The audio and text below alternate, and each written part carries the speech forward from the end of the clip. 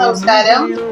നമുക്കിന്ന് ഒരു പഴയകാല കുട്ടിക്കാലങ്ങളിൽ കളിക്കുന്ന ഒരു ഗെയിമാണ്, ഒരു കളിയാണ്. എല്ലാവർക്കും അറിയാം, കല്ല് കൊത്തിക്കളിയെ. ഒരു നൊസ്റ്റാൾജിക് ഗെയിമാണിത്.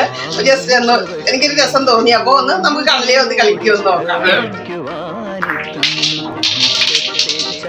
രണ്ടെണ്ണം നമ്മൾ പിടിച്ചു, ഓരോന്നെ കൊത്തിയെടുക്കണം.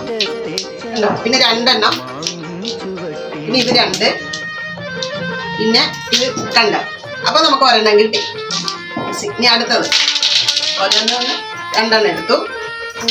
അത് പോയി, ഔട്ടായപ്പോ. അന്നേരം ഞാൻ ആയിരുന്നില്ല, കൊത്തിയെടുക്കുവാണ്. ഇത് രണ്ടെണ്ണം വെച്ച് കൊത്തിയെടുക്കണം.